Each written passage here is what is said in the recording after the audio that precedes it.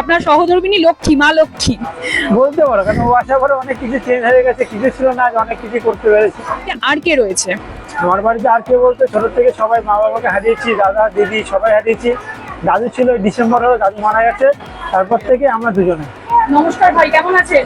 ভালো আছি দিদি, নমস্কার। নমস্কার, আর নামটা একটু বলে দিন। আমার নাম রাহুল চক্রবর্তী। রাহুল চক্রবর্তী। আচ্ছা ভাই, আপনারই ভিডিও দেখেছিলাম, ট্রেনে আপনি হকারি করতেন। হ্যাঁ। হকারি করতেন, কি বিক্রি করতেন? সবারই বলতে আমি বাদামে যে খাজা যার চিড়ি বাদাম বলে সেটা বিক্রি করতাম ট্রেন লাইনে। আচ্ছা। শিয়ালদা। কত বছর বিক্রি করেছেন? প্রায় 1.5 বছর ওটা সেল করেছি। 1.5 বছর। তারপরে এই দোকানটা। হ্যাঁ, তো এখন আর হকারি করেন না ট্রেনে? না আমারই করি না বলতে, ওটা মানে ইনকাম তো কম, আর সারাদিন অনেকটাই খাটতে হতো। ট্রেন যেহেতু অনেক রিস্কের কাজ, একটু এদিক ওদিক করে জীবনে টানাটানি, যার কারণে আর বিয়ে যেহেতু করেছি আমি, তো ওই টাকাতে আমার সংসার চলছিল না দিদি, যে বাধ্য হয়ে ছেড়ে আছে এই দোকান। এই দোকানের বয়স কতদিন হলো? এটা ওই 4 মাস। 4 মাস হয়েছে। মানে সহধর্মিনীকে সাথে নিয়ে এই দোকানটা করা। তাহলে আপনার সহধর্মিনী লক্ষ্মী, মা লক্ষ্মী বলতে পারো, কারণ ও আসার পরে অনেক কিছু চেঞ্জ হয়ে গেছে, কিছু ছিল না, আজ অনেক কিছু করতে পেরেছি। বাহ। আচ্ছা, আপনার বাড়িতে আর কে রয়েছে? আমার বাড়িতে আর কে বলতে, ছোট থেকে সবাই মা বাবাকে হারিয়েছি, দাদা দিদি সবাই হারিয়েছি।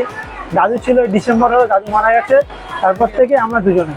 মানে বাড়িতে বাবা মা কেউ নেই? একদম, আমরা দুজনে ছোট ফ্যামিলি।